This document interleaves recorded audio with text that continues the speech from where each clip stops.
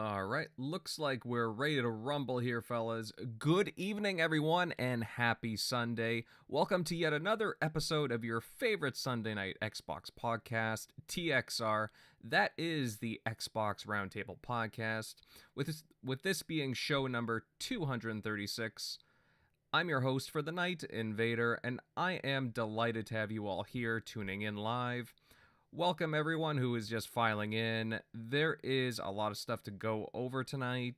Recently we had earnings reports released for many companies, some of which include Microsoft and Sony with their gaming divisions having some rather interesting results. We will go into that. Also, more game delays. Yes, there are more, with Warhammer 40k Darktide getting delayed, plus some interesting things revealed about Knights of the Old Republic, the remake, We'll go over that. As well, rumors floating around surrounding Sony and Square Enix. I wonder what that could be. All that and more. However, let me introduce everybody on the panel. Let's get to these gentlemen here. Starting off with Tim Dog. Buddy, great to see you. How you been? Good. Happy to be here. Some things going on in my life that's going to make my life a lot easier. So I should be here a lot more often, not so scattered. Yeah, we got a lot to talk about today. Important stuff and stuff that, definitely listening, and we're going to all have opinions, and, it's going to be a good discussion because this stuff matters, and sometimes we were dry on the news, and it's been like that for a little, but we got some actual conversation topics, and we've been talking about it and studying up on it, so it should be an interesting discussion. No doubt, no doubt. Yeah, the summer can be a little dry, of course. Everybody is on vacation in the game industry, and it just tends to be a very slower time period news-wise. But, we've had news pop up, and we've had a lot of interesting topics over the past few weeks, and tonight is, the same thing. Let's see, who else do we got here? Centurion, pal, how have you been? I'm doing pretty good, man. Playing some games, trying to learn to relax and de-stress and all that good fun stuff in between. But yeah, I've been enjoying Bright Memory Infinite, playing obviously the regular ESO thing. Also been hammering out the Sherlock Holmes games. Those are actually really growing on me. I already got done with Crime and Punishment, now doing The Devil's Daughter. Just having a fun time, just playing some new style, just checking out gaming and what it has to offer. Yeah.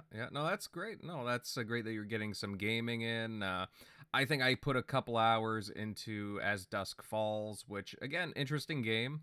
But I couldn't get to a lot of gaming, unfortunately, this week. Hopefully, this coming week, I'll be able to get into a little more gaming than I did. Let's see. Moving on here. Eric Shockley, buddy. How have you been?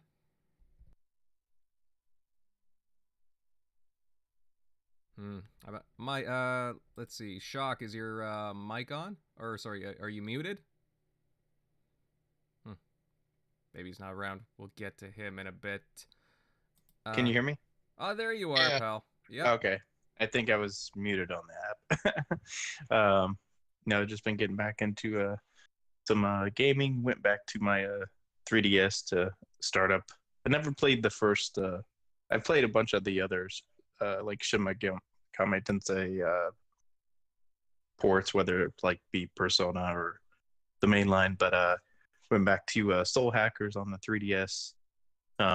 Since get ready for the Soul Hackers 2, which happens to be actually coming to the Xbox here soon. I think this month is when that drops. But definitely wanting to get through that and get ready for the sequel, and hopefully support it on Xbox, and hopefully more Atlas games like Persona and Soul Hackers keeps coming to the Xbox now that we have them. So, but yeah. Can I ask Shockley a quick question? Possibly. Would you recommend playing Vanquish? I own it recently from I think one of the sales they did. I haven't played it. I can interject here. Yes, Vanquish is awesome. It's probably my favorite Platinum Games title. It's got all kinds of action, very fast paced. Might be on sale right now. It is on sale. It's come up on my Okay. radar. I'm not interested in the bayoneted package one, but I just want to get Vanquish by itself. I'm just like anything you try to find about it is either at least 11 years old or very vague. Over the top cover shooter. Yeah, it's a lot of fun. It has some cheesy dialogue, but honestly, it's a good one. It's a good one. I'd highly recommend it. Okay. All right. No. Yeah, if you can snag it, I think I think it was on Games with Gold, if I'm not mistaken, a few years back. So Yeah. Oh, like the 360 version. yeah. Yeah, the 360 version was on Games with Gold, and the remastered version is $10 right now. Yeah, I'd grab it for that. Yeah, me too. Yeah, that's a good price. I would snag that up. Yeah, go for it. Centurion. Especially if you have the that reward points punch card, if it's still up. I think you had to spend like $50 though to get 5,000 points back. Oh, I did that getting the Sherlock package. Oh, okay, cool. Nice. Just so everyone knows, Crusader and General MLD will not be here tonight. They'll probably be back next week, though. They're just a little busy at their ends doing various things. Crusader's a little under the weather at the moment, but hey, I hope he feels better soon. And hey, those guys will be in action very, very soon. And hey, guys, again, you can find us on various other platforms. As far as the audio platforms go, we are on Apple Podcasts, Google, Spotify, iHeartRadio, and a large number of others. Certainly check us out there for your TXR on the go if you can't make a live show. And we're also available on a number of other video platforms such as Rumble, BitChute, and so on. So hey, give us a follow there if you're on those platforms. As well, just checking in with the chat. Oh, hey guys, we got Pixel Slappa, Peng911, who else? Mike Stinger from NLG, great to have you here, brother. GUG representing, Toolman, and of course, TXR's very own Jeff Bartram's in the house. Hey, Doc Cupcake. Ducky! Great to see you, man. Great to see you. We gotta have you back on, man. You're always you're a hoot to talk with. And, I just love your energy. Great fella, guys. You should certainly follow him. All right, but you know what? With all that said, why don't we get started here talking about our first bit of news? And a few days ago, Microsoft and Sony had announced their earnings for the last quarter. Granted, like, a whole slew of large companies did the past week, and I don't know if any of you follow like stocks, just like a whole bunch of different company earnings were released, and even next week it's supposed to be pretty big. Anyways, overall, Microsoft did better than expected. However, the Xbox division, well, it didn't fare as well, at least when it comes to certain statistics. Gaming revenue fell down 7%, and Xbox content and services revenue saw a decline of 6%. Hardware fell by 11%, but Microsoft overall is doing okay. Actually, they rebounded, to be honest. And Sony's PlayStation division didn't fare much better. PlayStation revenues dipped down by 2%, with game sales across both PlayStation 4 and PlayStation 5 decreasing significantly. Now, I will start off here with Tim. Buddy, clearly there are larger economic factors at play here, and both Xbox and PlayStation, they're weathering things out, weathering out the storm in different manners. But do you think we'll see like a turnaround soon, or is this like a longer play for them? Well, listen, I think this is going to be a large topic. I think we're going to cover it. Centurion, I know, has been doing some research on it, and we were talking about a pre-show. We also talked about it in the group chat. Mm-hmm. There's a lot to cover here. Now, there's two sides to this. The Sony side, there's Xbox side. Now, I'm going to go through the Xbox stuff, and then I will comment on the Sony stuff. Maybe Centurion will add some stuff in, and of course, the rest of the panel. But you have to realize, and this goes for both, that they're going year over year, which if you look at it in 2021, that's still a pandemic stage. So people were still gaming or getting into gaming because of the restrictions that were going on, going outside and stuff like that. So this isn't as bad as it seems on both ends. I think there's a little more diving into it that you have to go into it because their profits dropped 37%, and that's a lot. Their monthly active users also dropped 2%. But yeah, 2 million. I'm sorry. I think they were 106, dropped like 102, 104. But yeah, I have to go from the backdrop that this is coming from a time in 2021 where a lot of people were jumping into gaming, and it was at an all-time high for gaming. So, by judging that, with Xbox, this was still their second biggest fourth quarter ever. So, followed by 2021. So, even though they were all down, the numbers are much higher, or generally higher than the rest of the years Xbox was going on. So, it beat basically every other year but 2021. Also, they've had their biggest year on, being that this is four, this is the closeout, and this is their biggest year ever at 16 point, I believe it's 16.4, $16.2 billion. So that was the biggest biggest year ever. So the basic thing here that you have to take away is that Xbox is doing very good. Game Pass also grew, which was something that was at the end of it. They said that Amy Hood talked about that. So they're growing in Game Pass. Uh, Xbox just in general, considering the delays that they've had, and the just the lack of AAA games, you come away from this very happy in a way, because they haven't even started, really dropping the games at a serious rate. That's coming. We all know that. We've all dissected that over 3 times over.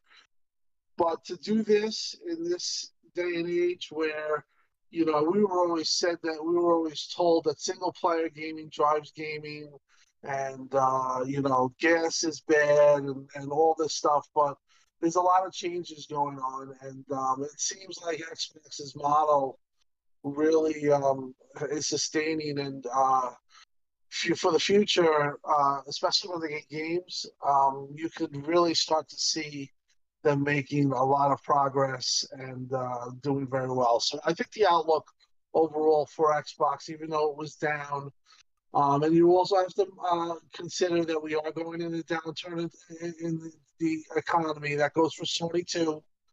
So people spending money on stuff like this, recreational stuff, is going down. Considering all that, I think for both Sony and Xbox, they're fine. I think Xbox is definitely looking better. Satya Nadella also referred to them, uh, you know, um, winning this. This is their third quarter in a row in America winning, which is basically almost a year of them winning in North America. Which, considering the shortages and everything, even so, that's very impressive. And, Sony just had a quarter which they released Gran Turismo 7, Sifu, and even though Sifu is a double A game, not a big game, but they also had one of their biggest games, Horizon Forbidden West, which sounds like both of those games underperformed. But overall, not to get too long-winded on it, I think there's reason for optimism on Xbox's side. But we also have to consider now that things might change just overall in the economy, because we might be going through a recession, and it's still to be debated if they're going to do well. But I think, my opinion, my analysis, Xbox is really in the driver's seat right now. I don't think they're, you know, there are about 16 million consoles. Sony's at 21. So I don't think they're ever going to win in that area, but I do think that I think Xbox is headed to be number one in revenue, possibly. If they don't really talk about profit and stuff like that, but I do think that they could be they're headed to be the most lucrative game company, especially if Activision closes. So just overall, that's what I took for the numbers. Now, Satorian, I know that you said that you did some research on the Sony's end. My take on Sony is that there's a little more to take away from there negatively, because the number of 37% of profit loss is definitely, I think a cause for, a concern. And what do you guys think about that, and Sony's side and Xbox's side? I'd like to hear the rest of the panel, but that's basically my summation on Xbox, and I'd like to hear what you guys have to say on Sony's side. Mm-hmm. Yeah, please, Centurion, go right ahead. I'd love to hear your take on it. Man, there's a lot to be considered.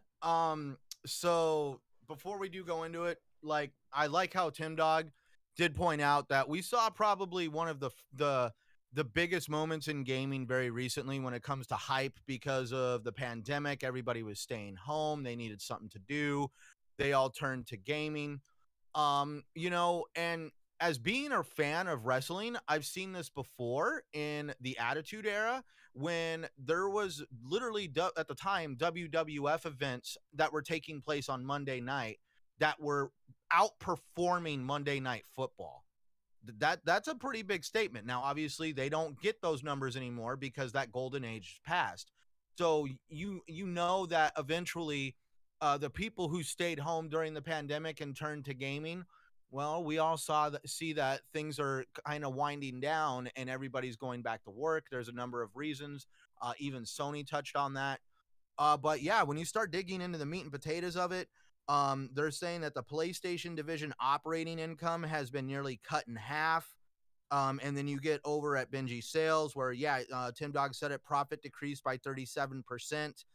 And it seems that for whatever reason, people are buying PlayStations, but they're not buying a large amount of first-party software to go with them. Let me see. It said, 2.4 million PS5s shipped, and that means 21.7 million lifetime sales for the PS5. But for some reason, first-party software was at 6.4 million. That's a very low number, and that's where it's very interesting. Like, are we seeing all this hype on the internet for PlayStation and what they're doing, but no one's going out buying the software because they actually do feel a certain way about the $70 price tag on games? When you look at the numbers going on with PlayStation, you can see clearly why Jim Ryan is starting to wanting to advance putting the exclusive titles on PC. You could see now why they have redone things to start trying to follow that route that Microsoft has been following for years. When you're out there, when you're at your job, you're told to work smarter, not harder. Well, Sony has been banking on exclusive titles for a very long time, and they have been completely shutting PC out. And meanwhile, like Tim Dog said, Microsoft is well on their way to being probably the number one performing game revenue company out there. And obviously, PlayStation is having to work extremely hard. And, I just don't see the sales numbers to support what people say they're doing on PlayStation. We just see more stuff of people singing to their PlayStation controller. But I guess so. I know. What? I think it's a very good point, and I wanted us to talk about. I'm happy that you brought that up, because what you just described is what the bread and butter of what these Sony fans have told us, that the reason why it does so successful and the reason why buying the system, where just going by the numbers this time, that's not telling that story, and kind of it's definitely curious because it blows against everything that they say, and I think that, you brought that up. That's completely what I was thinking. Like, isn't that why everyone gets a PlayStation, was supposedly because of their first party exclusives and this and that? Well, the numbers sure didn't show it this time, and PlayStation's still a very popular brand, but the first party, that argument really took a hit, and really there's a lot of questions right now, and there's no way to avoid them, because we heard for years that was the reason why Xbox wasn't selling, and that was the bread and butter of Sony. So yeah, you bring up some great points, and I'm Well, glad that the you. other one that has me confused is we all saw last generation, Microsoft took the stance of reporting active users versus sales, while PlayStation kept up, hey, we're selling, we're selling, we're selling. Well, this generation, we all know since the beginning of the generation, scalping has been the number one issue when it comes to obtaining these consoles. And we've all seen the photos from all different parts of the regions of the world of people with stacks of scalped PS5s just waiting to be sold.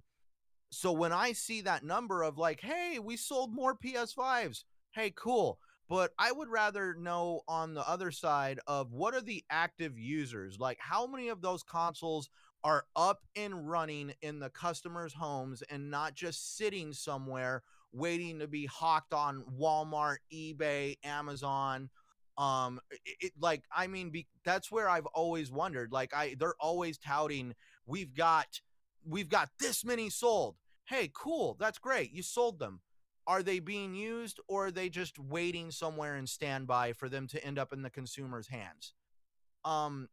That's where I've really enjoyed and kind of embraced what Microsoft has done with the active user thing, because Microsoft wants people to actually see how active the ecosystem is and how engaged consumers are with the ecosystem. That's also a driving point for developers who wants to work their ass off to put a game on a platform that doesn't really give you clear numbers on if people are really going to interact with your software. Yeah.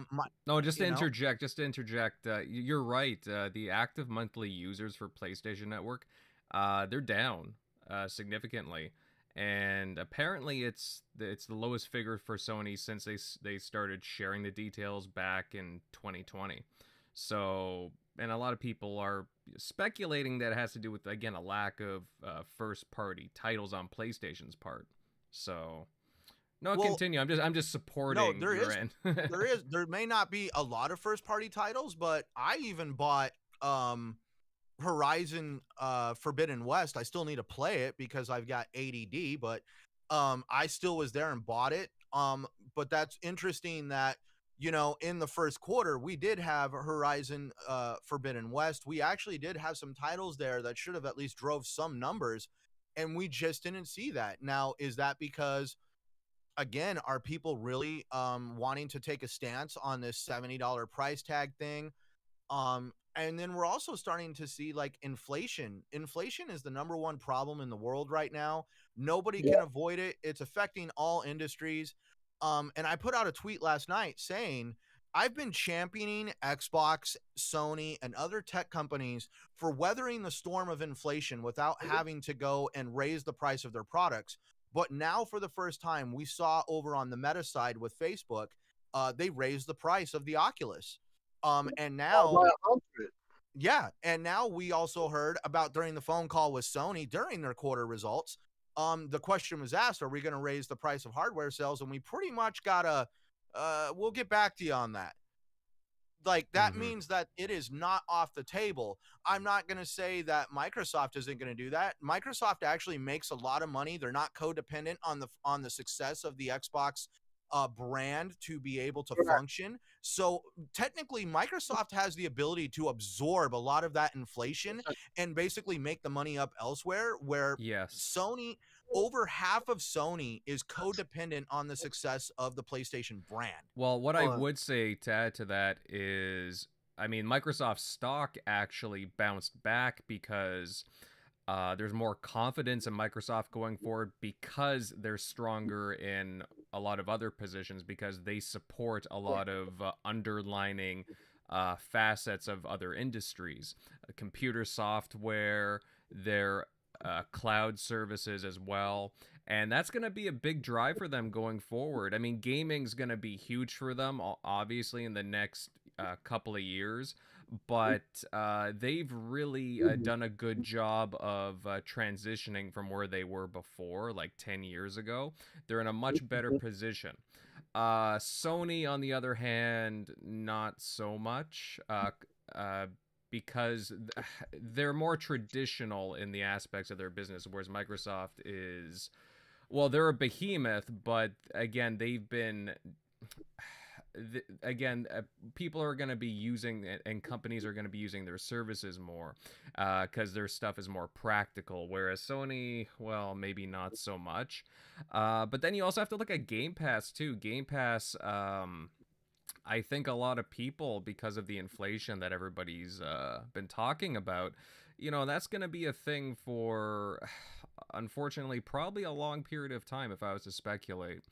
And more people are going to be cutting down on, if it's not their consumption, it's going to be their, the amount of games that they're purchasing. They're probably going to cut down on the games that they're buying day one, and they're going to look at these services like, oh yeah, with Game Pass I get all these big games and smaller games. I get a better basket of titles, whereas, well, I just don't want to buy a single game at this price, and then as soon as I buy it, it depreciates in value. So well, we all hear about the term recession proof jobs. And that's because, something that people continuously rely on and will shell out money for even during a recession. I hate saying the word recession, but in my industry, I have been consecutively having to raise prices pretty much, if not every month, every couple of months on products.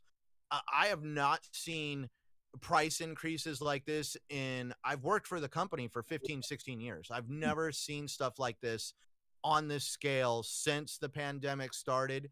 And that's why I've completely been a little shocked that the tech companies have been absorbing as much as they can. And yeah, regretfully, the only way for this inflation monster to stop worldwide is, I don't want to throw the word recession out there, but people are going to have to stop spending money, and there has to be pretty much the proverbial bubble needs to pop. I'm not trying to be the guy that to go out there and kind of throw the bad news out there. But I mean, like, I have products that I sell that have quadrupled in the cost just to get them on the floor of the facility, just to sell to the public. And that's where I'm just like, I'm just a realist. So this is where the numbers don't lie. I mean, the cost of living is completely outpacing the working wage that people are making. And right now, when you've got to worry about your housing, your prescriptions, and your food, gaming is kind of coming somewhere very near the end of priorities. And that's where something like Game Pass is a lot easier to stomach. Oh, I can throw $15 a month at something. And you know what? I'm sorry, but yeah, people are going to have the internet. They are going to have the internet. Like most jobs nowadays, especially remote jobs, you need the internet. You need to have some form of the internet in your life. So you're already flipping the bill for the internet. Now, you want to have a little bit of fun with that too. So for an extra $15 a month, you will have umpteen games at your disposal, and developers are probably going to start seeing this trend of where people are going to rely on Game Pass for entertainment because of the way things are going right now. So you might see a lot of developers want to start following this trend and be like, all right, sales are down for the games. We're going to start putting more stuff in Game Pass, so that way we can at least get user engagement and that upfront paycheck. Mm-hmm. Yeah. One thing I just wanted to piggyback on what you said about the price hike and how it differs from Xbox to Sony. The Xbox is only 12%, I believe, of their profit, or part of their company, whereas Sony is over 50%. So something like that, like a price raise or something like that, wouldn't be so critical for Xbox to consider. They could absorb it, like you said, where Sony really being faced by this is so much part of their income might have to consider maybe raising the price of the digital. In my opinion, that's what I think, that if they do anything, they would $50 and making it $449. And this is nothing to do with anything other than Sony's definitely getting squeezed, and these tech companies are getting squeezed by all the stuff that you just mentioned. You just basically, ran it down. Inflation's at like 8%. Cost of living and wages are only increasing 4%, and that's if you're lucky. Some could be 3%, some could be 2%. So it's very volatile times, and if there is a price hike, of course it'll be fanboyed and went over. But this is maybe why you're seeing things like the $70 for a Last of Us remake. It's just So here's some numbers I'll kind of like, because of me being in Arizona and the situation that was created by the pandemic from everybody leaving California. The cost of housing is up over 54%. The cost of rent is up over 22%, and the average wage has only gone up 10%. Right. There you go. This is how we tie into the video games. Go ahead. Right. No, I was just gonna say, the guy I work for went and had his house appraised that he has had for years since I met him. He built this house from the ground up. It's a beautiful home, 2,000 some square feet. He could not afford to buy a house like that today if he had to. Luckily he built it. Yeah, the house is worth a lot of money, but he wouldn't be able to afford buying a house like that today. And that was completely mind-blowing to him. Yeah, there's a lot of there's a big situation going on with people's money right now, and the numbers are starting to really show it. And PlayStation, this is a classic example of why you should never put all your eggs in one basket, because if the bottom falls out of that basket, you got a problem.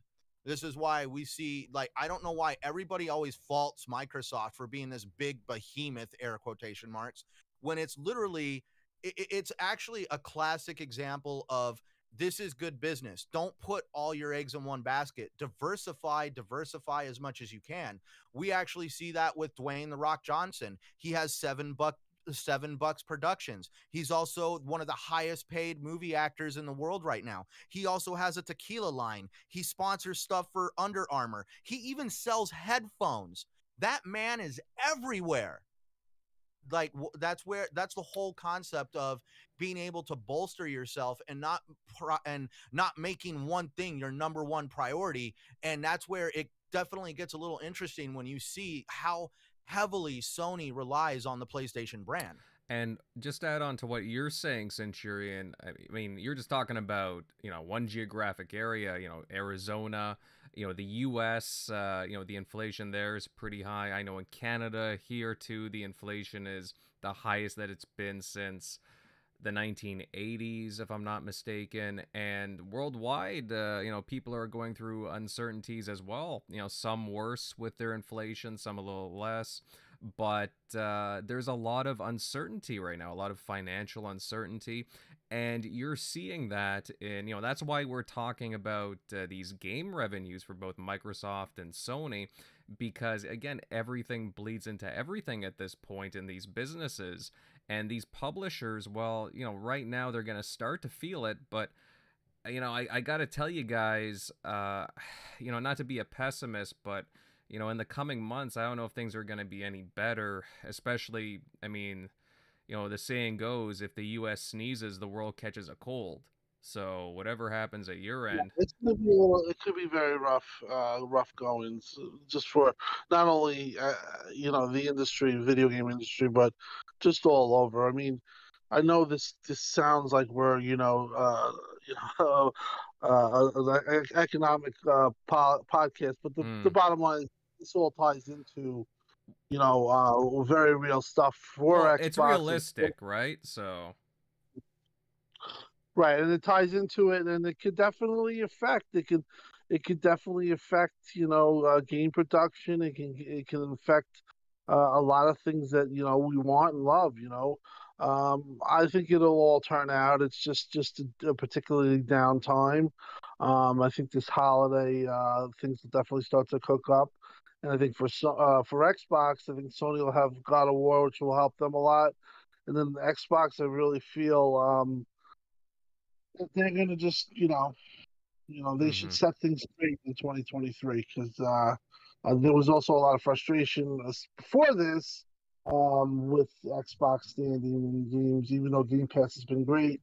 People are noticing the AAA or lack of AAA, and people are just like, "Wow, we gotta wait another 6 months." Which, like I talked about on my Twitter, and there was a lot Mm-hmm. of pissy people. But it's just all because we're passionate. And, we're just really trying to cover this whole thing. It's a tough. It's easy to say, oh, everything's great when those are the fun ones. But when we get like something like this, where you see down 37%, down 11% for Xbox, some people want to run away with it. I saw Sony fanboys making fun of the Xbox reports, and then I'm thinking to myself, I'm like, this person's gonna, sure enough, eat their words in a couple of days, and sure enough, Yeah. they were making like, oh, they were trolling Sony, making it a big joke, but that it was, the numbers don't lie, and just some curious things that are coming out. Like, maybe sometimes what we talk about and what we think are just really not the driving forces. Other things like just maybe just people just want to have a system is the reason why, or because one system's more popular. I definitely think that Xbox suffered that last generation.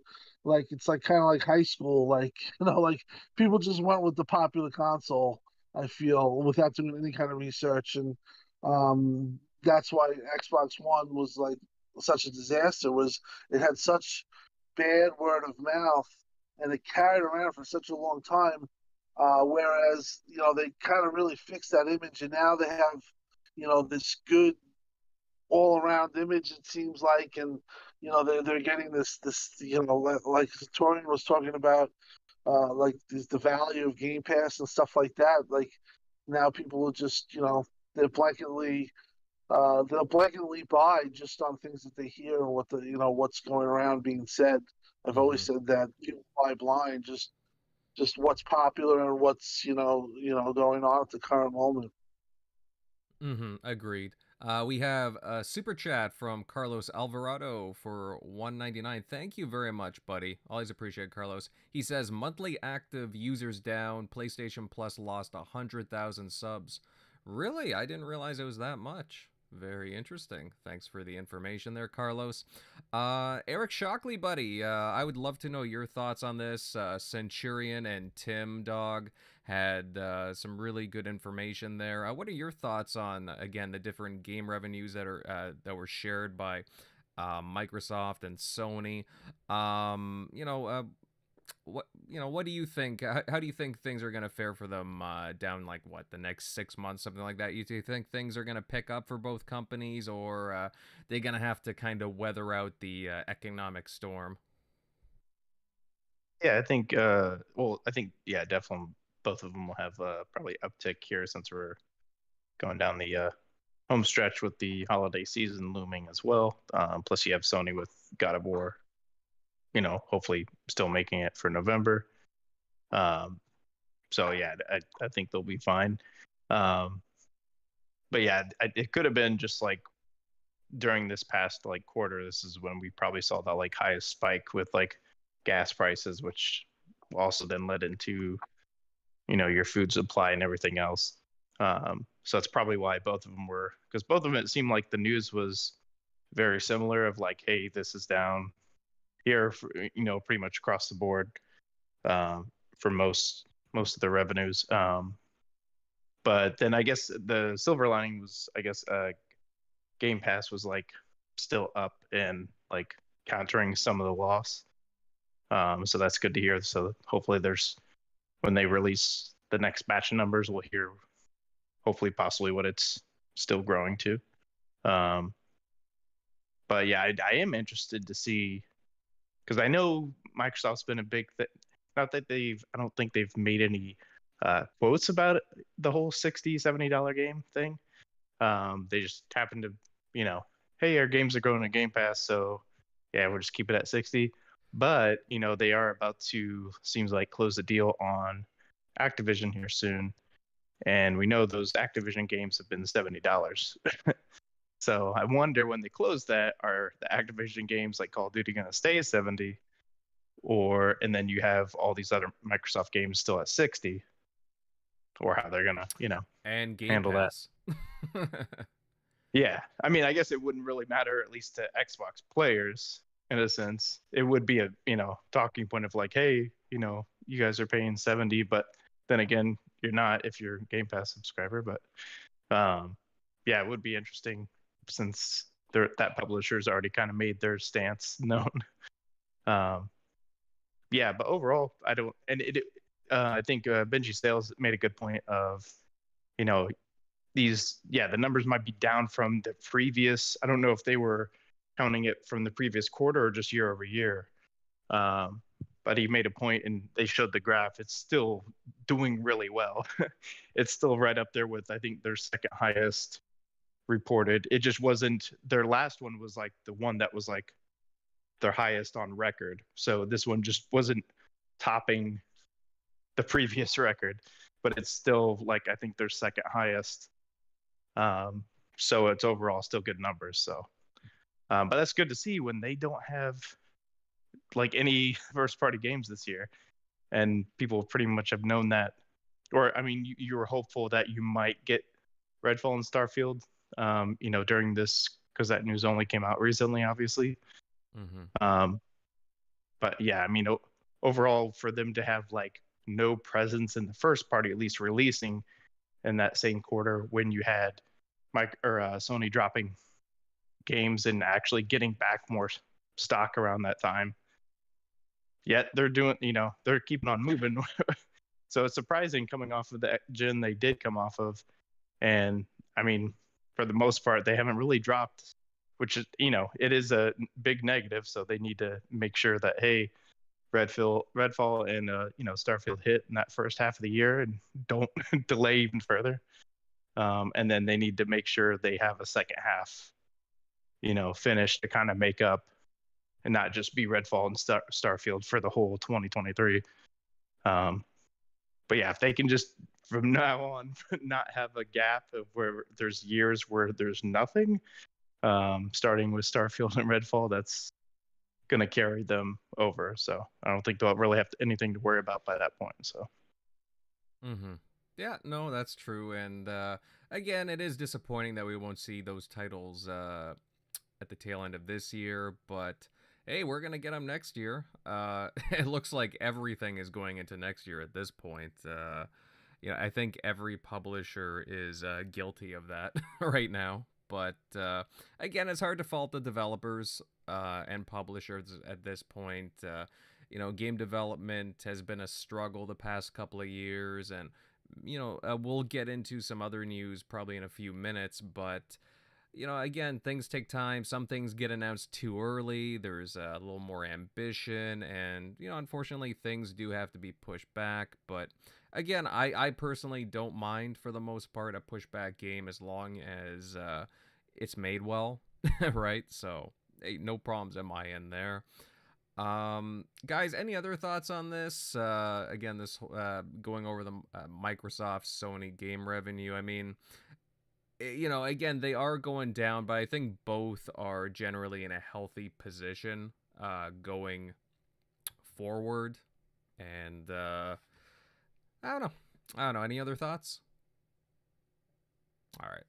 All right, we'll move on then. But great discussion overall. And either way, I think the game industry is pretty healthy, and I don't think Sony and Microsoft, they have anything to worry about. Just a downtrend, the economic times, unfortunately. But again, I'm hopeful, and there's a lot of good games coming out for sure. Guys, again, everybody in the chat, everybody just tuning in, it's great to have you here. And hey, you know what? Please drop us a like and share this out to let everybody know that we are live. It would be great to have more people join the show. And hey, sub to the channel if you haven't already. Again, it's great seeing the new faces and all the familiar ones too. Just, really appreciate you stopping by. All right, let's see. We will move over to some, well, again, rather disappointing news, as I was saying a minute before. And we need to talk about some game delays. And first up, we have reports coming out that Knights of the Old Republic, the remake, is indefinitely delayed. Many seem surprised by this news, but there's stuff coming out about developer Aspire Media having issues behind the scenes. Centurion Pal, I'll pick your brain on this one. What are your impressions of this news? I mean, considering the reports of big shakeups at Aspire. I could sum it up for you in a statement, and this isn't trying to dig at anybody, but this is Sony's platinum game situation. Please do tell. Let's just be like, look at it. Everybody thought it's just like, this is what happens when you make a third-party deal and somebody didn't know what they were doing. I mean, we all remember what that happened with Platinum Games and, oh my God, Scalebound. Like, that was a really tragic situation which happened with Scalebound. And we all saw that Scalebound got shelved. Now we're seeing this potentially happening to a staple in gaming. And I'm not talking the developer. I'm talking Knights of the Old Republic. Knights of the Old Republic kind of set the bar for what is a Star Wars classic experience. I mean, the ability to choose whether you want to be a hero or a bad guy, a smuggler, or if you want to be a Force wielder. Do you want to go Sith? Do you want to go Jedi? It was like one of the most immersive Star Wars experiences at the time. It really helped set Xbox apart from the rest of the competition because wasn't it like at least a timed exclusive? I know the second game was like multi-plat, but the first game itself, I believe, was like timed exclusive. I believe so. Because I remember it was a big deal for Xbox at the time. Oh, dude, it was one of the main reasons why I got an Xbox. I went over and played like the first hour of the game with a friend. And then I literally went out and hustled my butt off to get an original Xbox. And the first game I picked up was Knights of the Old Republic, and I sat there and played that game until I beat the game and then started it over. It's really sad that we're starting to see this happen to such a great title because we all saw they fired two. I know they fired the art director. Which was the second one? God. They fired, so let's see. They fired the design director Brad Smith and the art director Jason Miner. They were both let go.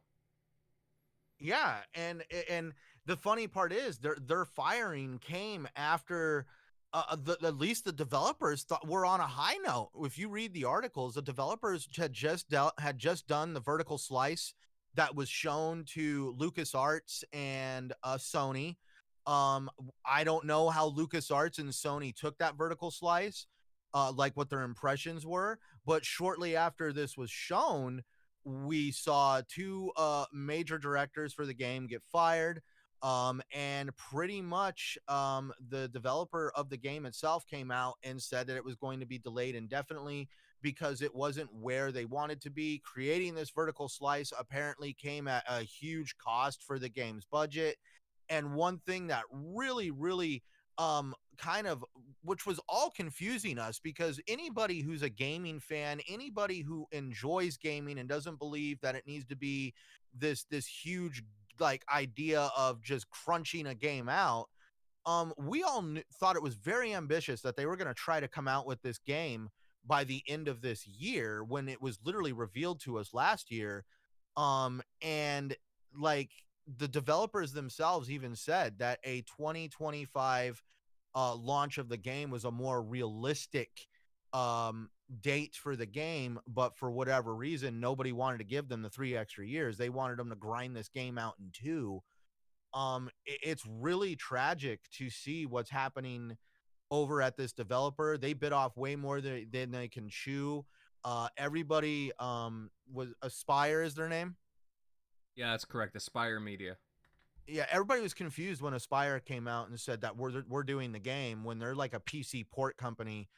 And we all know you got to grow, you got to try to tackle something, but you don't go after like a game like KOTOR as your first tackle. And that's where I've heard rumors now that we all know Saber Interactive was a support studio for them. Now there's rumors floating around that Saber Interactive could potentially be taking over this whole project. But we all know that Saber themselves are engrossed in their own games that they've already been developing. I believe one of them is even Space Marine 2, Yes. Which is supposed to be a big game for them, which at this point means that KOTOR is not going to be a priority for Saber, even if they are working on it. And yeah, that means this game is definitely not coming out this year. Nobody knows when it's going to come out or even if it ever will. It's really sad, in my opinion. I've said it multiple times that we're seeing this happen. But at the same time, you also have to chuckle and laugh because we've all heard the comments, oh, Phil Spencer has no control over the studios under their umbrella. They just let them do whatever they want. And obviously Scalebound was a victim of this. Well, we all see now that Sony can do this too. This is something that happens in the game industry. No company is immune to it, no matter how deep your pocketbook is or how big you are. And regretfully, this just involved a very loved franchise. Yeah. And honestly, I mean, there's a lot of things at fault here, but I'm hearing of a bad timeline that Aspire Media, they supposedly told like their partners for the game, I'm assuming Sony and LucasArts, Disney, that the game could be released later this year. While like the development staff behind the scenes were suggesting something as far as 2025, and that's another 3 years off. So there's definitely some fudging of the numbers going on here, which is unfortunate, Centurion. Let's see. Oh, Jeff Bartram in the chat with the $9.99, almost $10 super chat. Thank you, pal. That's awesome. He says 3 years in development and the demo submitted to Sony and Lucas flops. Very telling. Yeah, it's very disappointing and very telling, as you said. Sorry, go ahead, Tim. Oh, sorry. Yeah, being that also that there hasn't been like this sounds like I hate to say it. This sounds like this game is not going to be developed. It sounds like it's on very shaky feet right now, and there hasn't been any kind of reassurance after the initial report. The funny thing is that Sony people, Sony fanboys, were acting like this was exclusive. It was never exclusive. It was one of these money hat deals for a year exclusivity or a certain amount of time, and then it was going to come to Xbox. This isn't good. They lost their technical director, I believe, and art director, completely taken off the project, and delayed indefinitely, which really means to me that I can't see that this game is going to get off its feet. Supposedly, Saber Interactive took some, they took some on some contract work, and some of their people were like, well, they took more of a presence. It sounds like a complete mess. Sounds unorganized, and like I said, usually sometimes when you get like a really bad report like that, if they really want to sometimes you get some kind of reassurance or something said like we're still in fully in development, maybe a statement. But this don't look good, and it's sad because it's such a slam dunk for a game. You just got to make it good. It is a remake, so I don't know what would it be entailed for it. But overall, it's just a missed opportunity. It sounds like, and Xbox players and Sony guys and PC guys aren't going to get this game most likely, and that's a sad thing because it sounded like a go. It's been in development, like Jeff said, for what, 3 years, and Mm-hmm.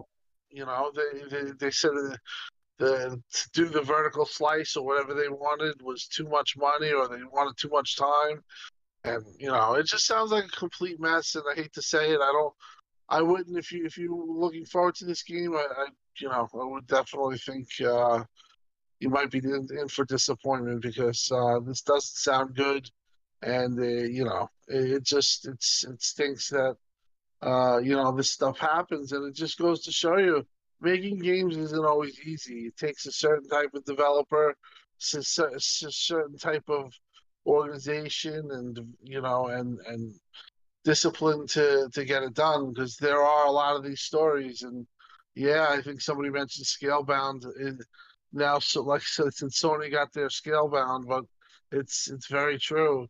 And I was bringing it up on RDX too. They also had that, even though it's totally different, that abandoned game where that's a complete mess too. You get these things. These things do happen, and it just goes to show you, like I said, video games isn't easy, and sometimes it's a lot easier to say, "Hey, we're going to do this, we're going to make this happen." All these promises, yeah, that's easy to do, but then to put it to work and to show it to use, that's the hard part, and that's where it looks like Aspire got stumped. Mm-hmm. Can I Yeah. add something real quick? Yeah. Go right ahead. I just like how he said make a good game. One of the concerns I've had, especially that now we're seeing the game designer, the director of game design, and the director of art both get fired. I've been very concerned about what Disney themselves would want to do to this game, Yes. because the original Knights of the Old Republic was a very dark game. It's actually steeped in a lot of Sith Lord lore, and I'm worried that maybe some of these game directors were trying to keep the original concept of the game alive, and it probably was not going the way that the new LucasArts / Disney wanted things to go, which probably made Sony feel a certain way. Because we all know, like, let's just not beat around the bush, that Sony likes to Disney likes to interject a lot of things into the franchises that were never there, just because they, for some reason, try to follow this path of being current on social media. And I'm actually very worried that these two individuals were fired because they were trying to keep the original core concept of the game alive. And that's where, because we've heard that they were going to change the fighting mechanic alone to be something more like what Final Fantasy was doing. And the original game was turn-based.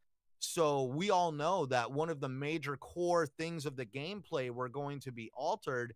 So therefore, in my opinion, the story and just the synapse of the game probably was also something that Disney wanted to fit more of the Star Wars universe that they're creating. Well, I knew that what was it, even going back a few months ago as well, maybe even a year. I remember there was a lot of discussion about the writers that they had brought in as well. And it was just kind of upsetting people too, because they were thinking, just because of some of the commentary made by these specific writers in the past, that they would change up some aspects to this beloved title. And as you said, Centurion, as well, the way that Disney and LucasArts have been, especially Disney, would they want to make it, I don't want to say so much lighthearted, but, would they take away a lot of that darkness that's a part of the Sith storyline and so on, right? And, just what other things would they change up? Like big changes? Who knows? But the development here is pretty rocky from the sounds of things, and I gotta agree with Tim. I don't know if this gets made, and Sony could have a big mistake on their hands.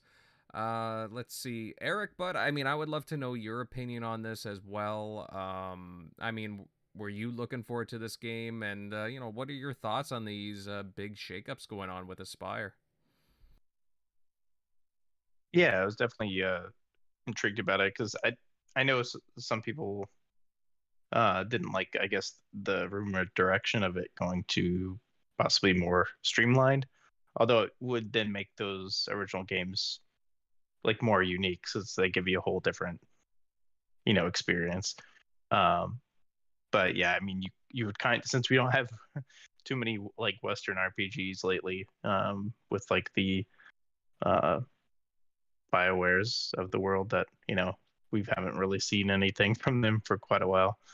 um and it would be cool if they went back to how deep the like original game was. But yeah, it sucks that sounds like it's going to be even like we already knew it was far away, but now it sounds like we're thinking like, I don't know, middle of the decade, or if we're lucky. But yeah, that part kind of sucks. But yeah, I guess just longer. We have to wait on the Xbox side of things. Um, but yeah, I mean, yeah, they have so much. Disney has so much going on over there, and they probably are just wanting to probably keep some of that closer to wraps. I don't know if that's why some of these guys got let go, or because I know they've kind of mishandled the whole Star Wars thing.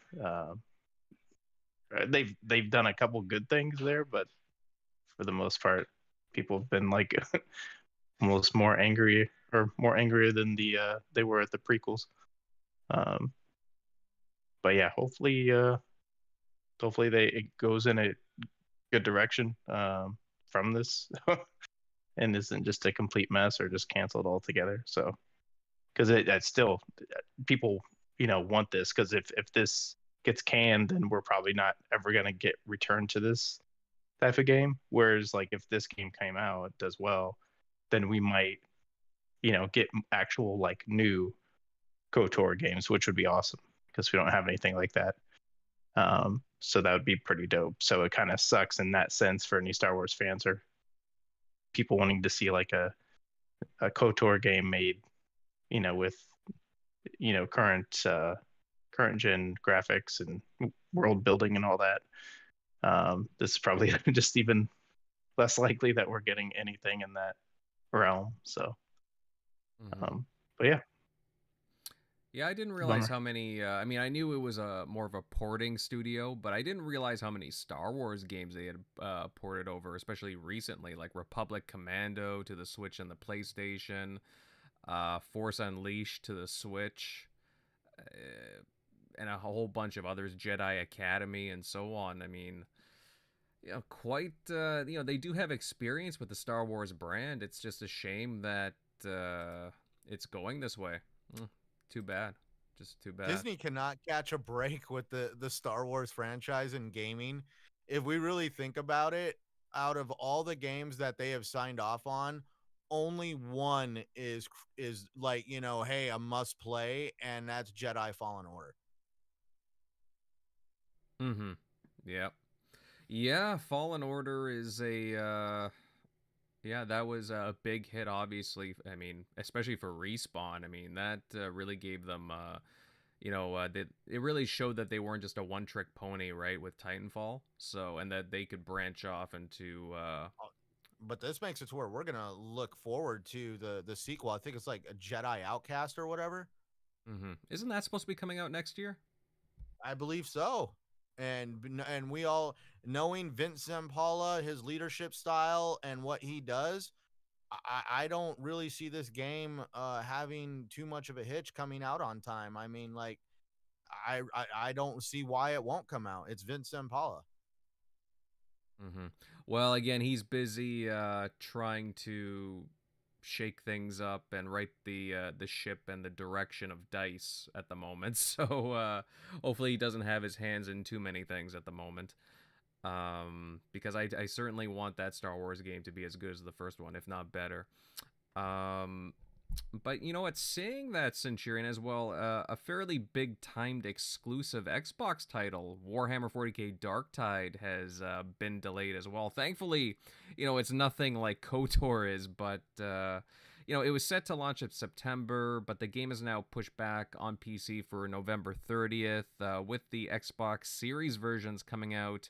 Well, they say sometime shortly after the PC release, which, you know, it's a little vague. I mean, I hope it comes out, you know, at the very end of this year, and I'd rather it not get pushed back to a what's looking like a very busy and packed first half of 2023, but we'll see. I'm pretty bummed about this. I know MLD was the same thing. Do you think any chance this game releases at the end of the year? Oh man, I hope so. I was looking. The funny part is, I'm not a big Warhammer fan. I'm starting to become a bigger fan because of you guys and just how much you enjoy Warhammer. And that was where I was looking forward to just playing that game with you guys. Oh man, this is where I've said I really do not hinge too much on stuff anymore when it comes to deadlines of games. Like when, like, I'm gonna be upfront, when it came out that Ragnarok's coming out in November. All right, well, we'll see in November. I'm not gonna put my $70 down until I know for fact that game is coming out, because literally, I mean, we were like not very far away from Redfall coming out, and all of a sudden, oh, it's being delayed. And yeah, that's where, I mean, I hate saying it, but anything can happen, man. Like, there's a bunch, it's crazy times in the world, and all it takes is one sneeze to create a situation. And yeah, definitely, I really hope that this game doesn't get delayed anymore. I mean, they're just talking about, it's just optimization and some polish.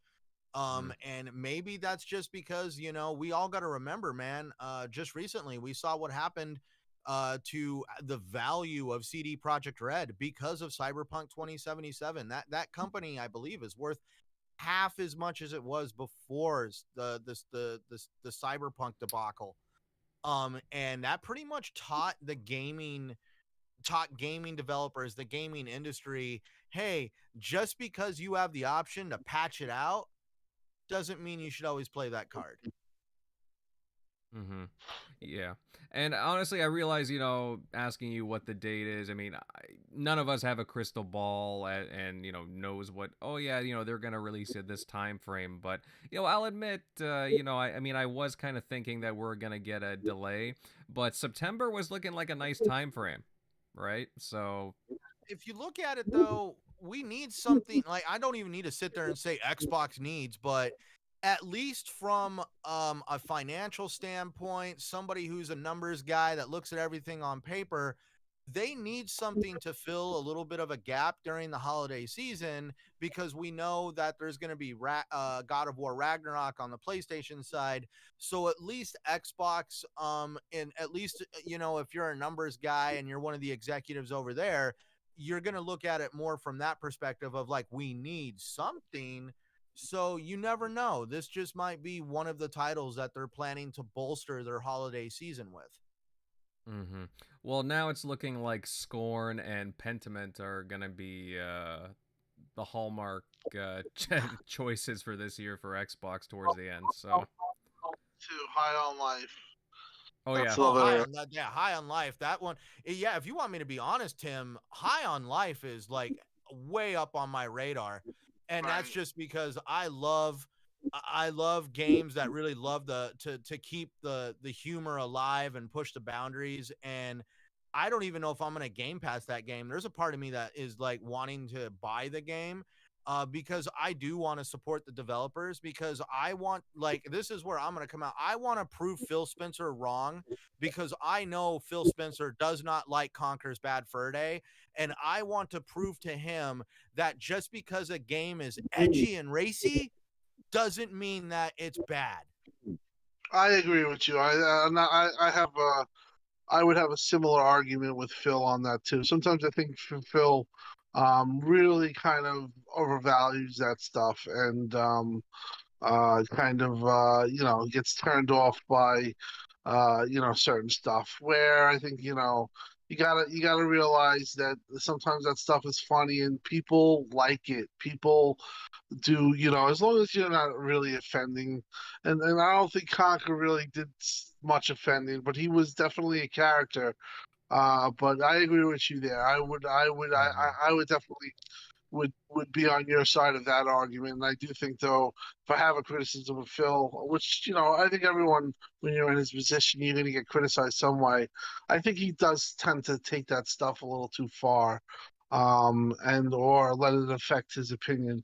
But as far as the subject at hand, um, I do think that it's going to hit this year. I do think that the PC and Xbox thing is it stinks that they're not going to be aligned, but it is what it is. PC was the first development, so I could see them releasing it in November and then Xbox a month later. It's funny because all I've heard was there's no games. Xbox has no games for the rest of the year. But once one of these Xbox Game Pass games get delayed, suddenly it's a big game and it's a big deal. So I kind of get a kick out of that. But overall, I wouldn't worry too much. Um, that being said, it's just, I keep talking about it. There's going to come a time where you're going to have so much games that you're not going to know what to do. So in the meantime, I guess, like I said the other day, there's nothing you could do that can move up these games or get them released earlier. I'm sure everyone has a backlog. They have games that they can play or figure out. You can make do as a gamer instead of really going crazy. And I don't think this will ever happen again. It's just that they were a victim of bad luck and delays and stuff like that, which happened, especially during this time with COVID. But after this, like next year and beyond, I don't think Xbox, at the rate that they're going, is ever going to have this long of a time where it's being out. But as far as like this game, yeah, I'm looking forward to it. I'm looking forward to High on Life. There's games coming out on Game Pass. That Woo game, I think that Woo game, the game made by the developers. I think that game's coming in January. So, there's a lot of stuff coming on the horizon. Yeah, and I'd actually argue too that this game was a one of those titles that was announced a little too early as well, in my opinion. So, I mean, you're damned if you do, damned if you don't. But I remember it being, announced in 2020, and again, maybe Xbox were excited for this title, but at the same time, maybe they could have kept it under wraps for a little while longer. But either way, I mean, I'm psyched for it. Eric, I mean, I'd like to know your thoughts too. I mean, were you excited for Dark Tide? Does it sucks that it got delayed, or are you just in the camp that it gets done when it gets done? Yeah, it was definitely one I was looking forward to, especially kind of to fill the gap for Stalker, because I think it was whenever I forget. I think it was 2020 Xbox Showcase where they first showed both of those games off. So I was definitely hyped for both of them. So I was at least like, okay, well, Stalker's getting pushed to next year. At least I have this one to look forward to. So looks like Game Pass is going to be busy next year. Supplying all those releases because they already signed all those deals. So you're going to have a lot of Game Pass support next year with few droughts in that department. As long as everything hits, obviously. Who knows? More stuff going on in Ukraine, so that could always change. But yeah, if like all those games hit, it's gonna be a busy year. But yeah, that kind of sucks. I know at least that's the great thing in this sense from when I used to be like a big and I'm still like a big Nintendo fan, but more so when I was like a really big like early in the early 2000, 2001, 2002 big like Nintendo GameCube fanboy. But you had those great games, but then when those first party games weren't hitting, you didn't have much else to play. Like maybe a third party, mostly Capcom, would supply a game or an exclusive, but then you didn't have that third party support that like the OG Xbox was at least getting, and like the PS2 was getting. So that's the great thing. And that was the kind of the Wii U's issues. Like they had first party decent amount on rotation, but sometimes it was a few and far between, or they would only have like one for a while, and then but in those stopgaps, you needed like third party, and they had like third party abandoned them in after that first year, pretty much. So that's the main thing that Xbox definitely has in their camp, is they have third party supplying great games in between. So soon we'll have well, at least they'll have they've already signed deals with like Persona be hitting, but you're gonna have like the I can't even say, is it Calypso or Callisto Protocol? Like you'll have that at the end of the year. Mm-hmm. I'm sure there's some other third party games that I'm just blanking on, that are coming up here in the next few months. So that's one good thing they got going, is getting even more third parties on their boat, and then that's going to help. Well, soon they'll have two giant publishers under their belt, so they shouldn't have any issues, period, with filling at least Game Pass with constant content. So in that regard, but yeah, I mean that kind of sucks, but we'll get it here soon. Did they say just 2023, or did they mention like first quarter or something? What, for Darktide? Darktide, yeah. Well, no, the PC game is scheduled to release on November 30th, but they only said the Xbox Series games will release shortly after, which, I mean, it could be a month later, it could be a couple of weeks later. I mean, it could be a couple of months later. It's just it's kind of vague. I mean, they're saying soon. I'm gonna take it as it's gonna launch maybe right at the end of December, if not mid-December, but we'll have to wait and see on that, whatever they say. But the problem is, like, I really want to play Callisto Protocol 2 at the beginning of December, so I don't know. We shall see on that. But again, I'm a huge Warhammer guy, and I can't wait to play Darktide with all you guys here, because I know MLD wants to play it. I think Crusader, Centurion. Tim, are you looking forward to Darktide? I don't know. I just took off the thing. Yeah, I'm looking to Darktide. I am. I'm definitely looking forward to that one. It looks really, really cool. I'm looking forward to that. I'm also looking forward to High on Life. As far as for this year, High on Life. Stalker 2, I think, is definitely going to get delayed, so that's out of it. Atomic Heart looks pretty good. There's a lot of games that are coming to Game Pass that have a lot of value, or seemingly a lot of value. Atomic Heart. Oh, I can't wait for that. And then before you know it, Xbox is going to have Starfield, Redfall, and Forza, and possibly the Activision deal done. Even though that's still, I mean, the way the FTC is going, you never know with these deals. But it could be really a crazy 6 months of gaming coming up at the start of the year. Yeah. I mean, either way, guys, I mean, I'm not going to be a hypocrite. I would rather the games get delayed, if, just to make the games better and, just more playable at launch when it's ready. So, again, I don't mind a delay. It's just, at the same time, though, it is a little disappointing if, at first when you've been looking forward to a title for a bit. But, again, I digress. There's lots of stuff out there still to play, whether it be from a backlog or just other titles that are popping up too, right, that you had on your radar.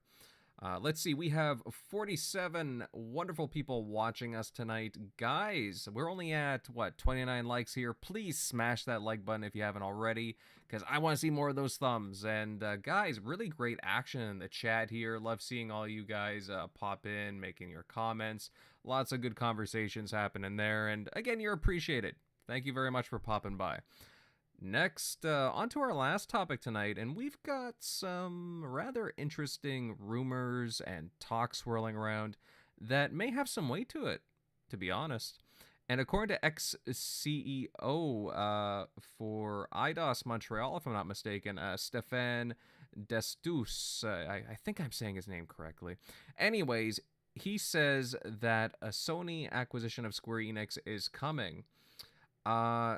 Eric Shockley, I'm going to hit you up first on this last topic. We've heard Sony say that, well, again, in the passing months, especially after the announcement of the acquisition of Bungie, and actually they just completed the acquisition of Bungie, but anyways, they said that they're pursuing more studio buyouts. And when you add in the commentary from this developer, what do you think the likelihood is of Sony snatching up the rest of Square Enix? I don't think it's like, sure, it's definitely like a possibility. I just don't think it would happen, or at least this soon. Like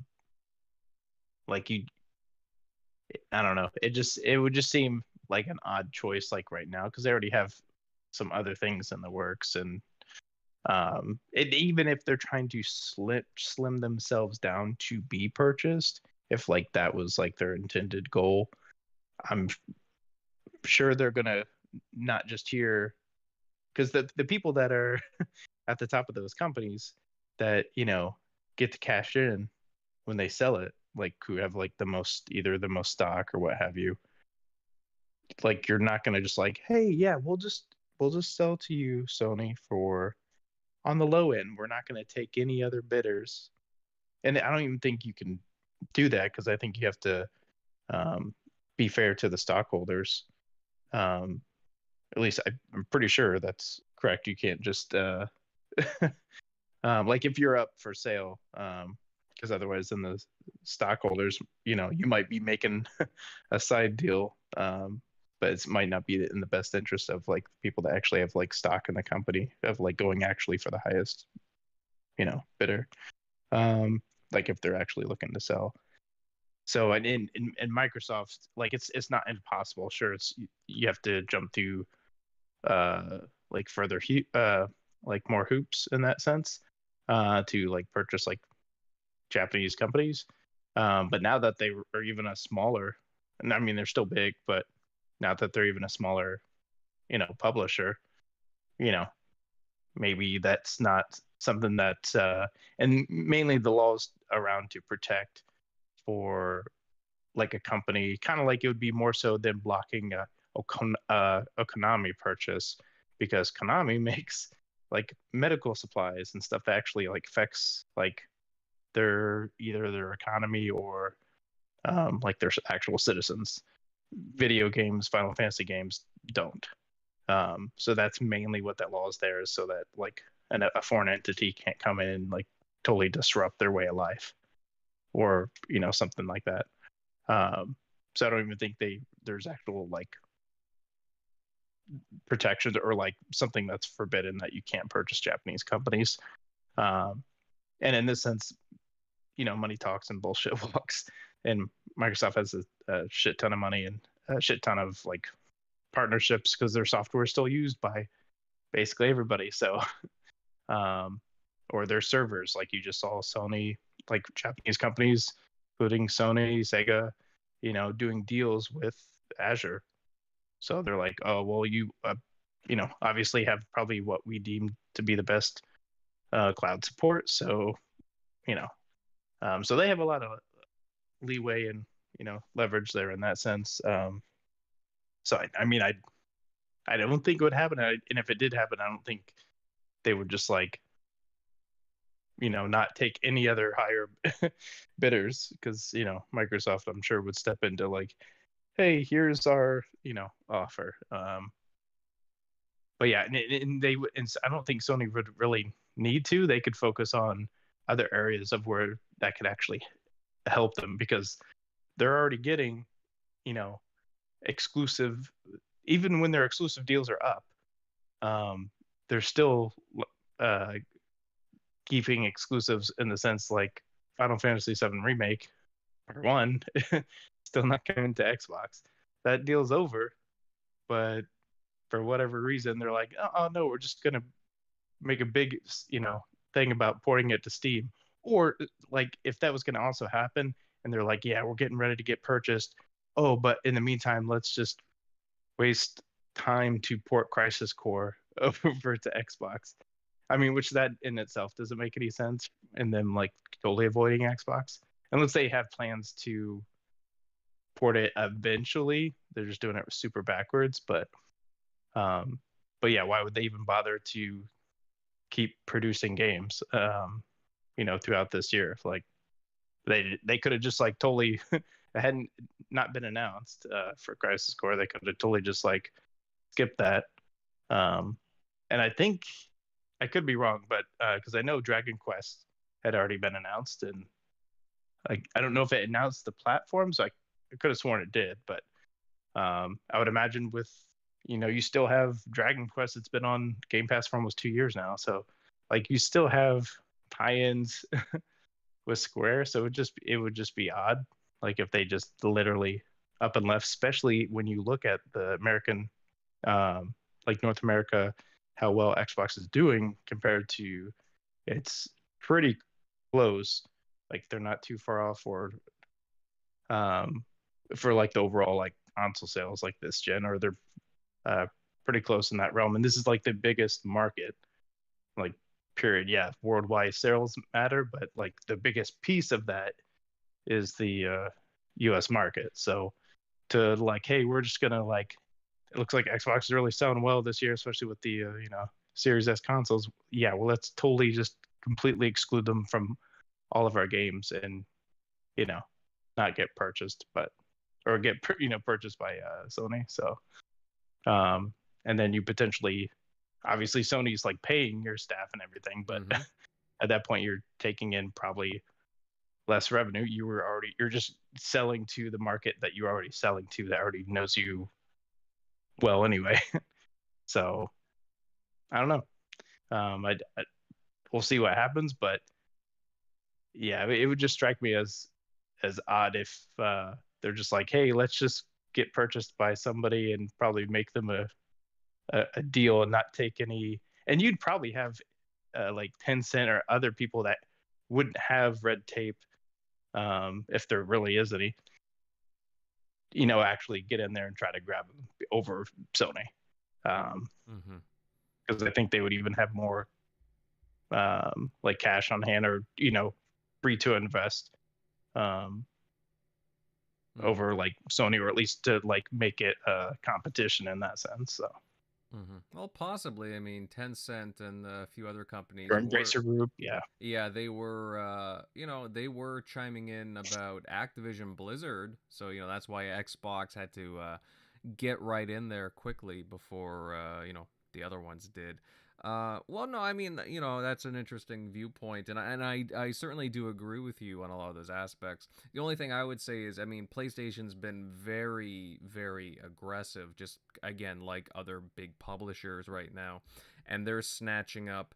Actually, they've been snatching up a lot of things in esports, for example. I mean, not, what was it, last year they got involved with Evo.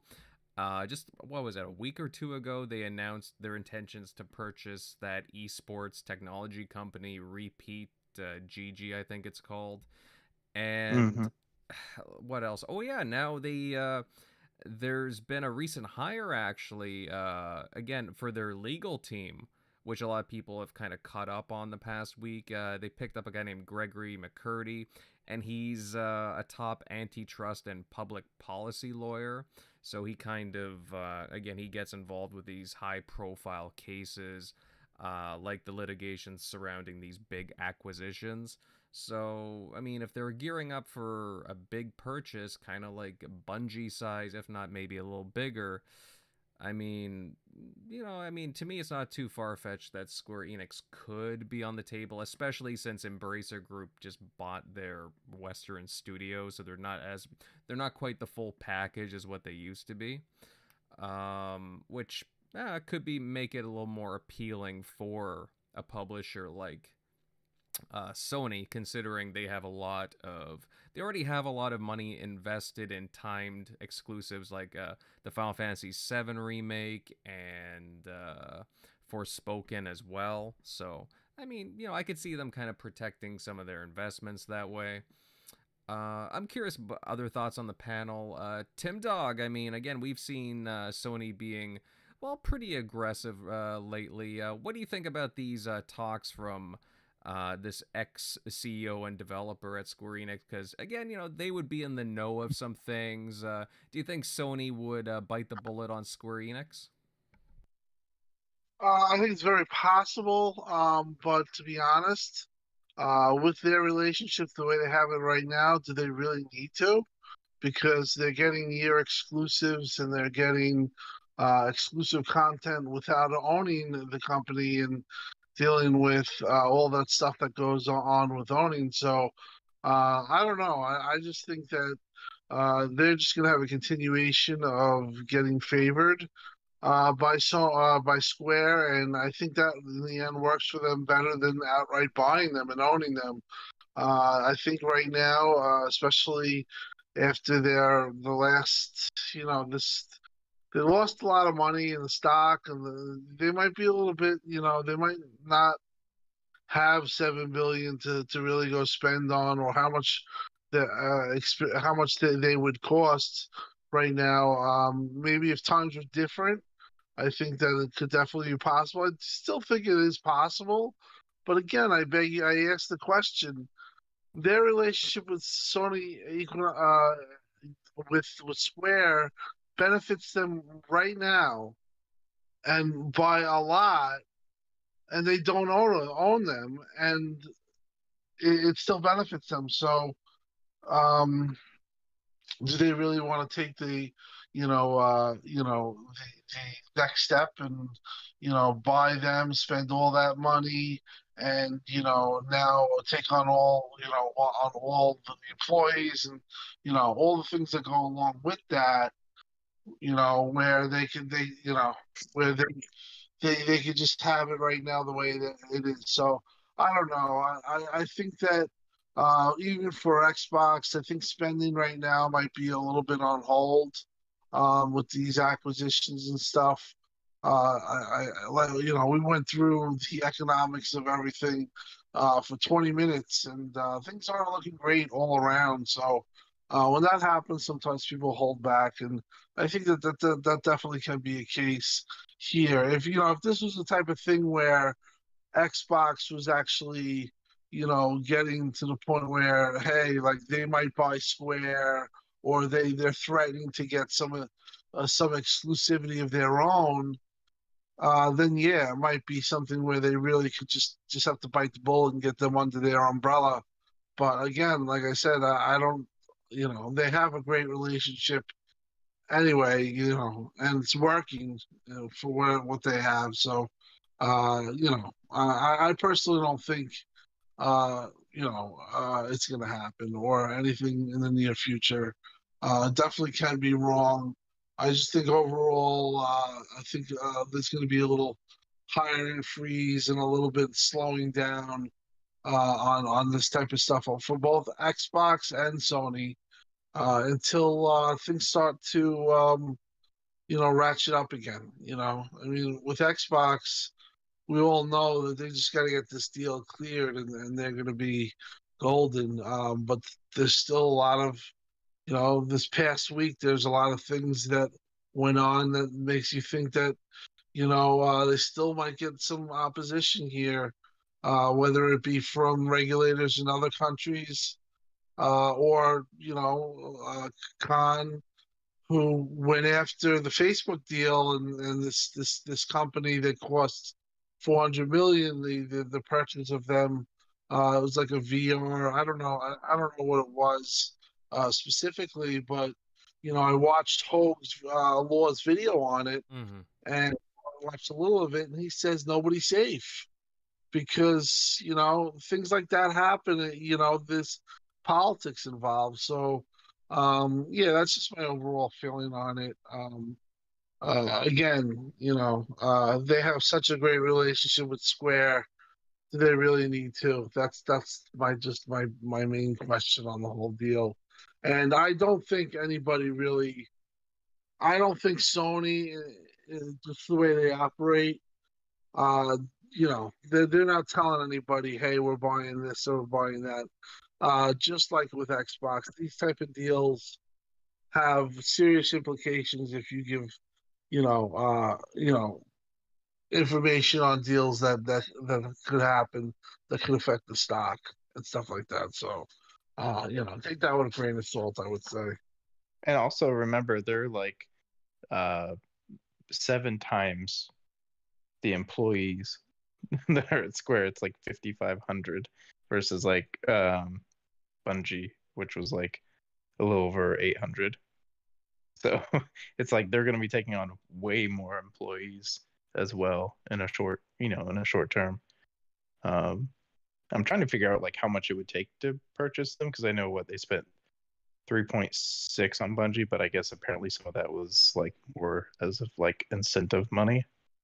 Um, but yeah, since Square has trimmed down a bit, yeah, I mean, it seems like that's probably possibly what they're doing, but um, I don't know. We'll probably hear if that's what their plan was. I feel like we'll probably hear something like by the end of this year, like if they're gonna get purchased. I don't think they just did that and then like, oh, you're gonna just go like more than half a year later and still no purchase. So if that was their intention versus just like, hey, we're done dealing with Mm-hmm.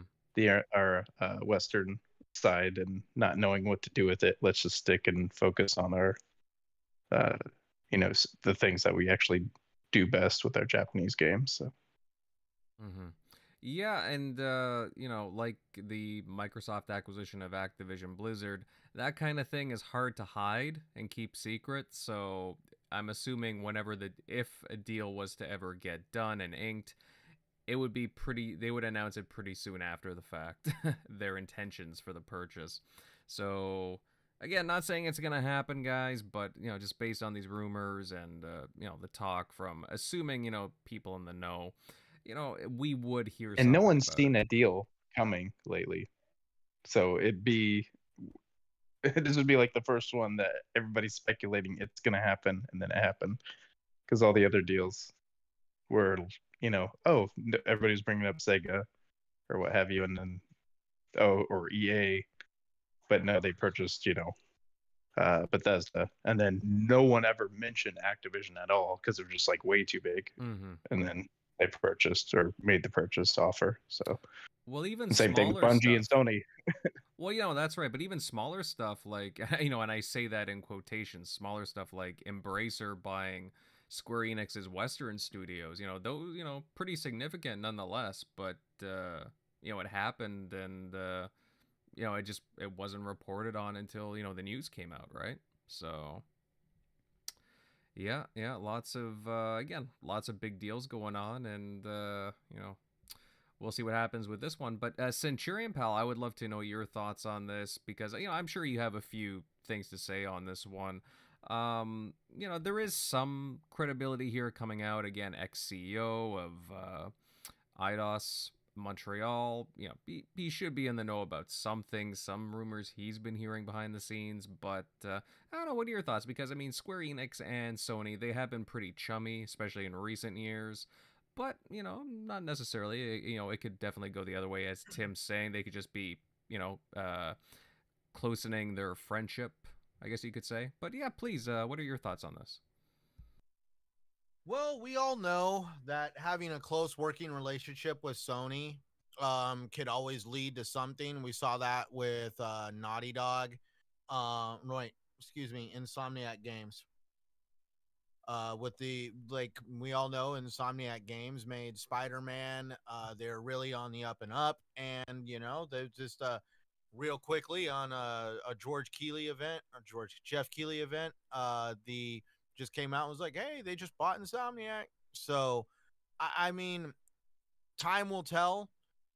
It is interesting. I do have to agree that they did essentially, as the guy put it, garage sale, dump off their Western division, which was picked up by Embracer Group.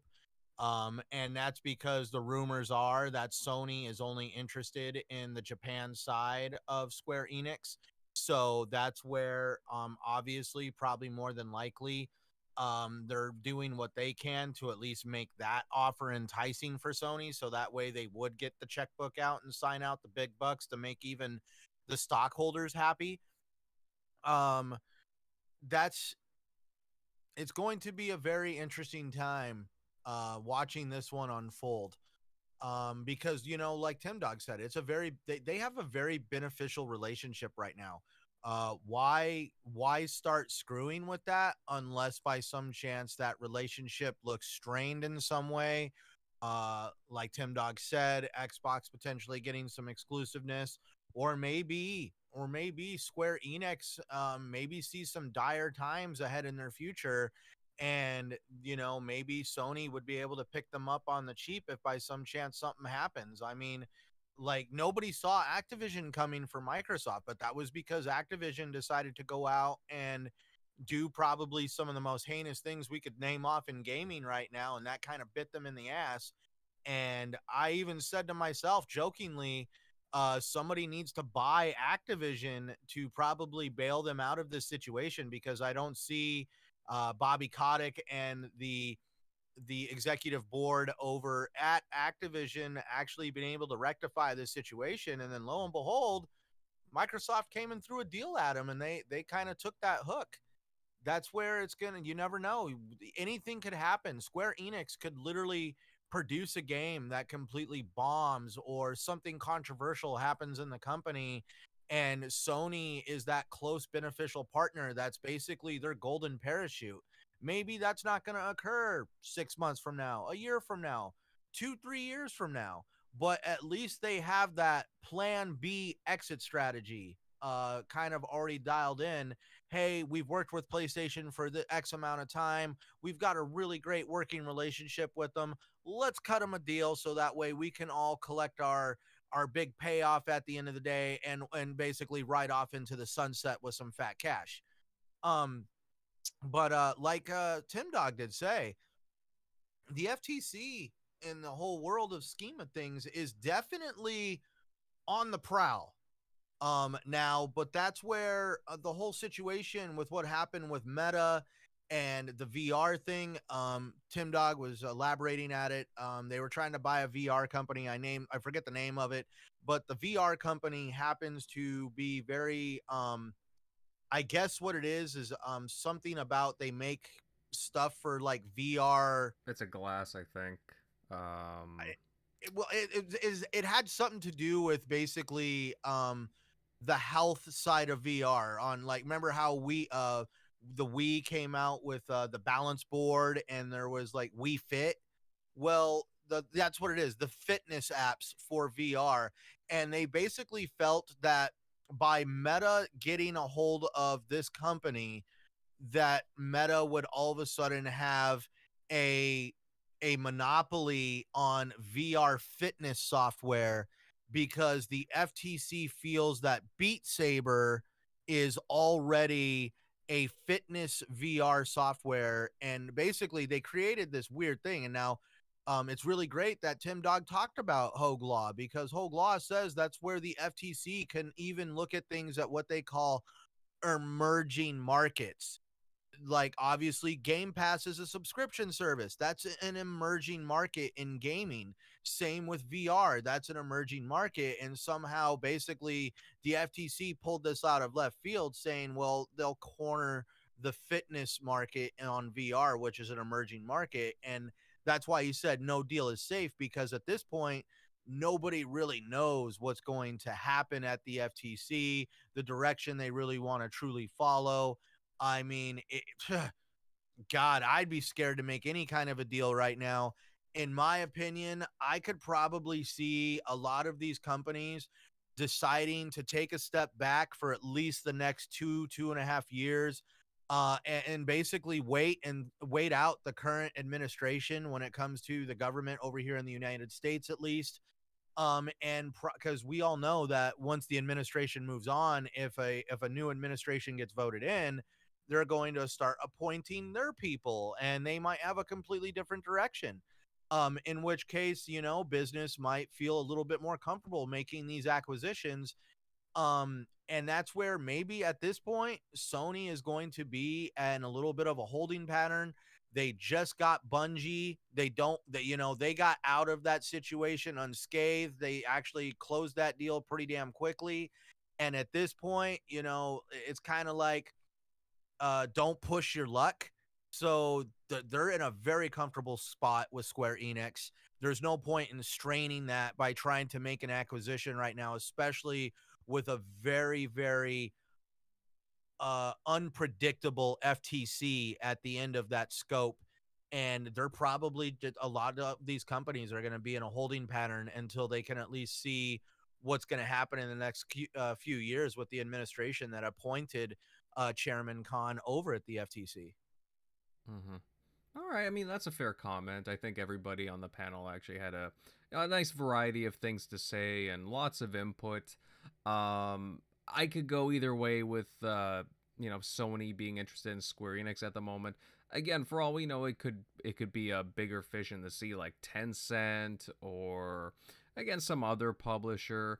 Or, as others are suggesting too, maybe some of these publishers are going to start cooling off from buying studios and other publishers because, well, again, just because of where we are in the economy at that point, stocks are kind of up and down, not looking great, and just the financial situation as a whole. So I think time will tell.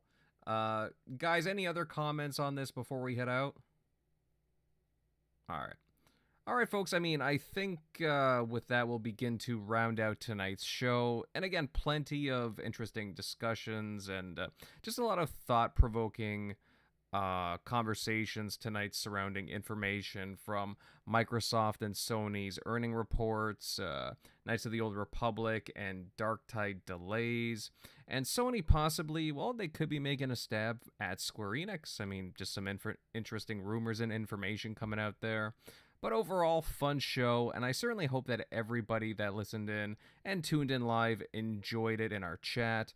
Don't forget to give this episode a like, guys, sub to the channel, and share this out across social media. I know, it gets said a lot, but it really does help, especially with engagement and just boosting us up in the YouTube metrics and analytics because, again, hey, we want to be seen and have a whole lot of gaming and Xbox fans see and listen to us. So, hey, if you can make it happen, that would be great. And hey, with all that said, let's move over to the outros, starting off with Centurion. Pal, great show tonight, lots of thoughtful things said. Where can all these fine folks find you at?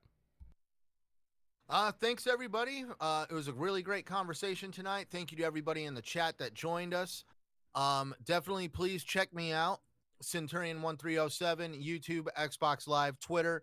You can also find me here every Sunday night with this amazing group of gentlemen right here on the TXR Podcast. And just in case you missed the tweet, aren't paying attention on social media, Gaming Beyond the Box with Wilmy Hood is returning this Wednesday. You can find me right there. It will be the first show back that we've had in a few months. I'm looking forward to this. This is going to be absolutely awesome. And I know Wilmy has an amazing show planned, and so I'm looking forward to reconnecting with the whole crew over there and being able to chat some more gaming this Wednesday. All right, good stuff. Moving over to Tim Dog, buddy. Again, I thought you had a really good show tonight. Where can all these fine people, all these Xbox fans, find you at? You can find me on Twitter, xCloudTimDog. You can also basically every Sunday night I'm here, and TX and RDX on Tuesday 8 o'clock. Great panel, great opinions tonight. I've been playing as I finished as Dusk Falls. All I could say is don't even turn on your Xbox. Just do it on the phone. It's basically made for your phone, and it's a real quick, easy way to play the game. And it's tailored for the phone experience. I just tell you to do that because I want people to experience it that way. Just because it's really unique. Obviously. That doesn't mean that all games are going to be played like that. Most of the games you're lucky to get enough lag and stuff like that to make it playable. Cloud gaming still has a lot of ways to go, but this is definitely a showcase for cloud gaming, and it's kind of cool when the game is actually tailored for it. It's all touch. You don't even need a controller or an adapter or a key. So I finished that game, and yeah, just overall really excited about changes in my life. I'm moving closer to my job. It's going to be a lot easier. So I will definitely be around here more, and my schedule is going to be a lot easier. I'll be closer to home. So it was a great show tonight. Good luck on your show, Centurion. You do a great job. Tell Wilmy I said hello. And I'll probably maybe even tune in and be in chat that day. But great job today, and see you next week. Mm-hmm. Yeah, no, that's some nice words there, Tim. And yeah, we look forward to having you on more as well. I'm happy to hear about your situation getting improved there work wise, and just freeing up more time. That's pretty awesome. So happy to hear that, pal. And Eric Shockley, buddy, moving over to you. You had some pretty well thought out points tonight as well. I always appreciate your takes on things. Yeah, where can everybody follow you at? Yeah, as always, you can find me at Shock Nero on Twitter, Easy Shock on Xbox Live. But yeah, hopefully we'll get some more juicy quotes from Microsoft from the Activision deal. I guess they just had that one saying that there's nothing special about this deal, and then like as far as like from the Bethesda deal, and that hey, they were making a point to I guess the people that are like doing their like whole review of it to push it through, that it's trying to say basically if these games weren't on like other competitors platforms, they're not going to be like missing out. Like there's no, hey, there's other games, they'll have other games to play. This isn't going to like just stop them or like harm their platforms. If they don't come to their competitors. So, which is, I guess, somewhat different picture from what we heard in the past when we were like, hey, those games are still coming or they're not. So maybe we'll find out here soon when they close this deal. So, but yeah, it should be fun on Twitter. Yeah, that's gonna be very interesting when that comes. And judging from some information coming out the past couple of days, it might be sooner than a lot of us anticipated. So we'll just keep an eye on that. But yeah, to round out the group, all of you can find my content on YouTube at Invader Gaming. Also, hey, hit me up on Twitter. Send me a message at Invader_1986. Great show, fantastic audience as per usual. And hey, you know what? We are excited to see you all here every show. But yeah, we always look forward to the next one. And yeah, looking forward to next Sunday already. Later, guys. Have a good one. You're all awesome.